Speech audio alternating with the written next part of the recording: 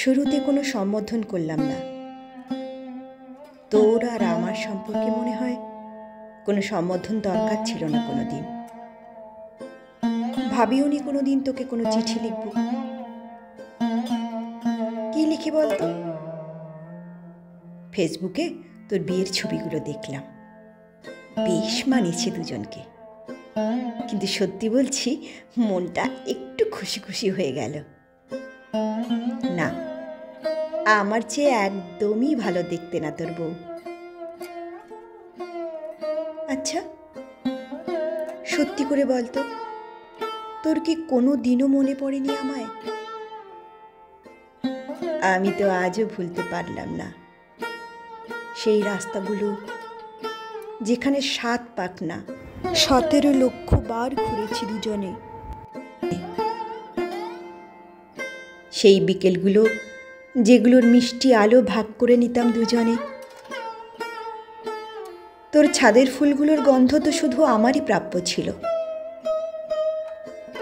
18 বছর বয়সে বুঝিনি আমার ভালোবাসায় কোথায় কম ছিল। তুই আমায় বলতিস ভালোবাসিস, কিন্তু কেউ জিজ্ঞেস করলে এড়িয়ে যেতিস, প্রমাণ রাখার ভয়। অগাধ বিশ্বাস ছিল তোর ওপর। বন্ধুরা যখন বলতো ছেলেটা ভালো না, তোর পেছনে অন্য মেয়েদের সাথে ঘোরে, ভাবতাম তাতে কি, বন্ধু হবে হয়তো। আর রোজ এসে তো আমার সবই বলে। প্রথম ধাক্কা খেলাম যেদিন বললি তুই নাকি আমায় বিয়ে করলেও অন্য মেয়েদের সাথে সম্পর্ক ছাড়তে পারবি না। এ কেমন ভালোবাসা? আমি তো এক কথায় সব ছাড়তে রাজি। দ্বিতীয় ধাক্কা, কফিনের শেষ পেরেক মারলি এই বলে যে আমি নাকি খুব ভালো মেয়ে, তুই আমার যোগ্য না। এই সম্পর্ক হতে পারে না, কারণ বিয়ে তুই আমাকেই করবি, কিন্তু সব কিছু ছেড়ে আমায় নিয়ে থাকতে পারবি না। আসলে কি জানিস, আমি বুঝে গিয়েছিলাম তোর ভালোবাসা আমার মনের থেকে শরীরটা চাই বেশি।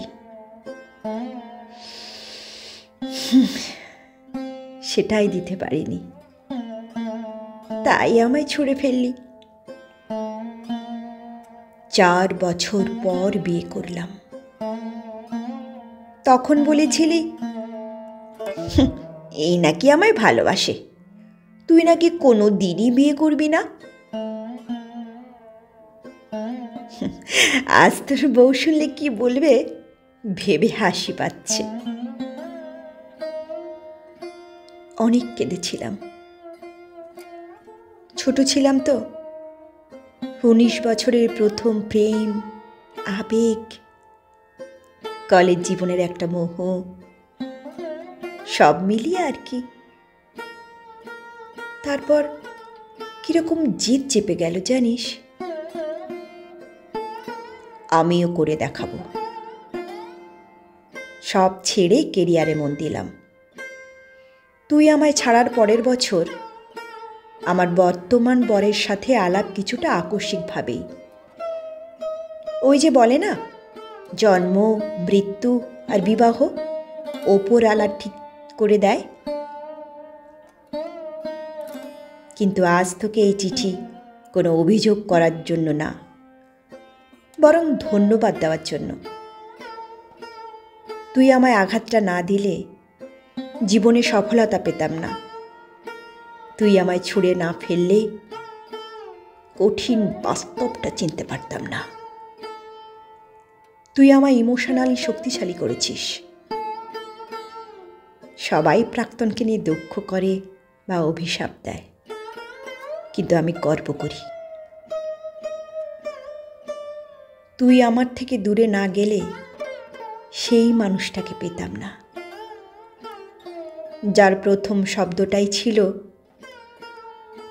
আমার সাথে সারা জীবনটা ভাগ করে নেবে।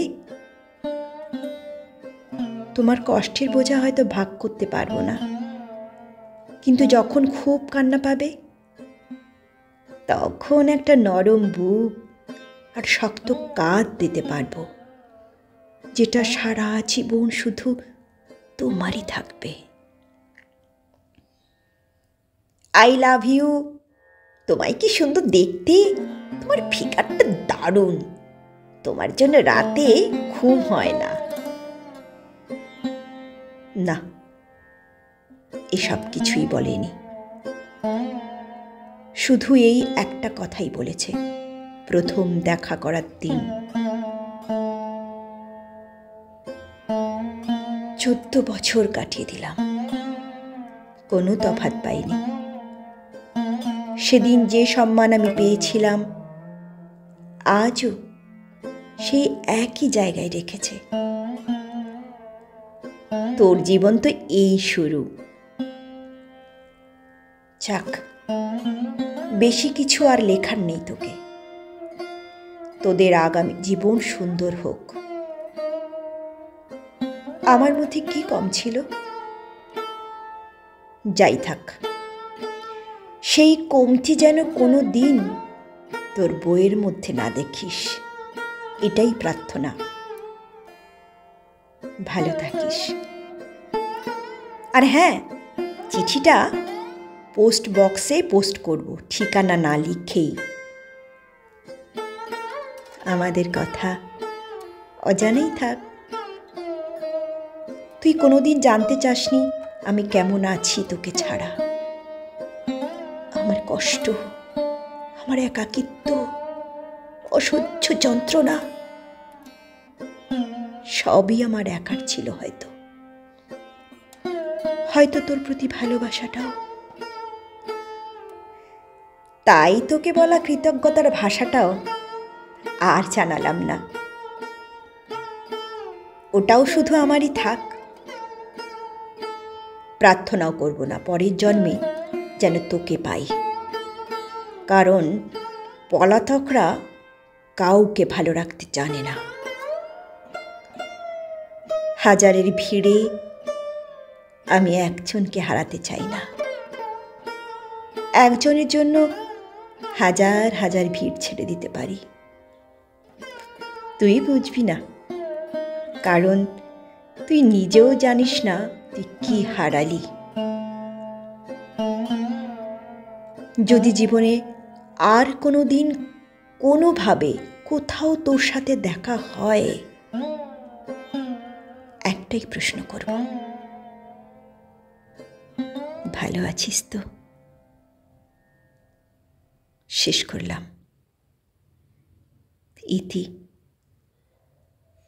তোর প্রাক্তন।